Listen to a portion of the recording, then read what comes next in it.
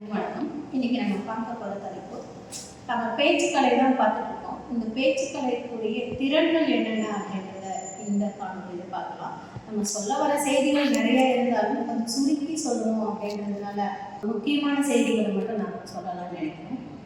பேச்சுத்திறனுக்கு முக்கியமாக என்ன தேவைப்படும் அப்படின்னு பார்த்தோம்னா, அந்த கேட்கக்கூடிய மக்கள் இருப்பாங்க இல்லையா, இடத்துக்கு தகுந்த மாதிரி பேசணும் அப்படின்னு சொல்லுவாங்க இல்லையா, அதுக்கு என்ன தேவைப்படும் அப்படின்னு பார்த்தோம்னா பேச்சு வழக்கு.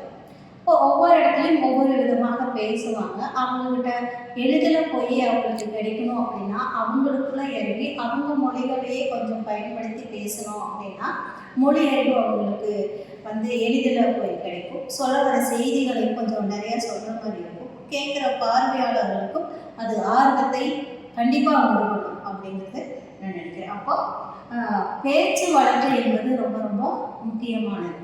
இடத்துக்கு தகுந்த மாதிரி ஆட்களுக்கு தகுந்த மாதிரி பேசணும்னா அந்த பேச்சு நம்ம சிறந்த பேச்சாக இருக்கு. அடுத்தது பார்த்தோம்னா மேற்கோள் ஆளுமை தன்மை.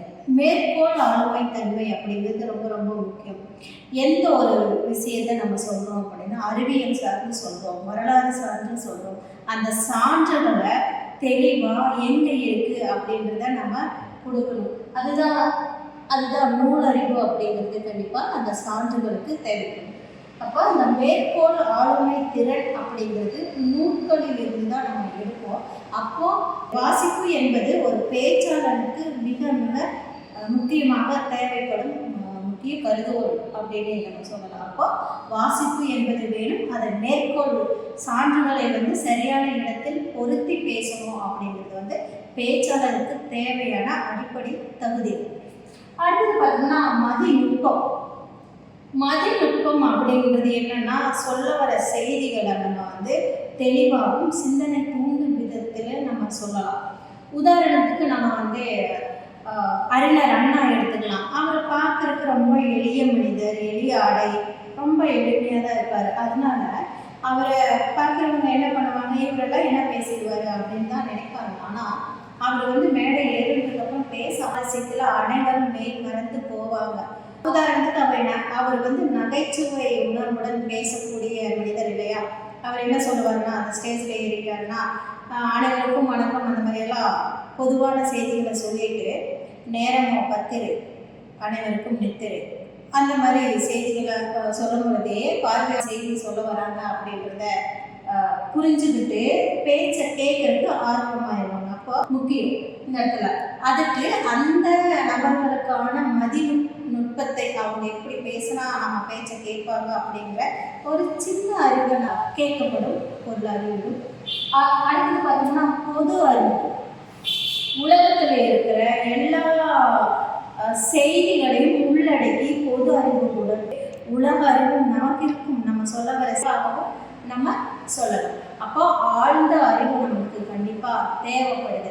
அப்போ ஒரு பேச்சாளருக்கு யார் வேணாலும் அந்த பேச்சாற்றல் மிக்க அவங்க பேசிகிட்டு இருக்காங்க அப்படின்னா அந்த கருத்தரங்கள் கேள்வி கடைகள் நம்மளை நோக்கி வரும் பொழுது அதை சொல்லறதுக்கான வேணும் அப்படிங்கிறத நம்ம இங்கே புரிஞ்சுக்கணும். அதுக்கப்புறம் பார்த்தோம்னா மொழி அறிவு.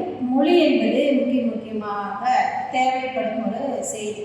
மாணவர்கள் மத்தியெல்லாம் ஆங்கில அறிவு அப்படின்றத விட தமிழில் நம்ம பேசுகிறோம் அப்படின்னா அதற்கான நம்ம மொழி அறிவு அவங்களுக்கு நம்ம தாய்மொழியோட உணர்வுகளுடன் கூடிய செய்திகளை கேட்குற ஒரு ஆர்வம் வரும். அப்போ அவங்க கற்பனை மிகுந்த செய்திகளை நம்ம கொடுக்கும் பொழுது அவங்களுக்கு உணர்ச்சி மிக்க செய்திகளை நம்ம சொற்களை தெளிவான முறையில் பயன்படுத்துகிறோம். அது உணர்ச்சி பூர்வமாக இருக்கிற மாதிரி நம்ம பேச்சாற்றலும் சிறந்த முன்னெடுப்பாக அந்த இடத்துல பார்க்கப்படும். அடுத்தது பார்த்தோம்னா இதுக்கு எந்த ஒரு விஷயத்தை நம்ம பேசுகிறோம் அப்படின்னா தனக்குத்தானே பேசிக்கொண்டும் நமக்கு நெருக்கமாச்சு அது விளைவுகளை கலந்தெடுத்து அழகாக நம்ம பேசலாம். அதுக்கப்புறம் எது பேசினாலும் எந்த செய்திகள் பேசினாலும் மிக மிக எளிய முறையில் நம்ம பேசணும். சொல்ல வர செய்திகளை சுருக்கமாக சொல்லிக் கொடுக்கணும், அவ்வளோதான். அதே சமயம் தெளிவாகவும் இருக்கணும், செறிவாகவும் இருக்கணும். அழகாக நம்ம பேசலாம். அதுக்கப்புறம் எது பேசினாலும் எந்த செய்திகள் பேசினாலும் மிக மிக எளிய முறையில் நம்ம பேசணும். சொல்ல வர செய்திகளை சுருக்கமாக சொல்லிக் கொடுக்கணும், அவ்வளோதான். அதே சமயம் தெளிவாகவும் இருக்கணும், செறிவாகவும் இருக்கணும். இதுதான் பேச்சு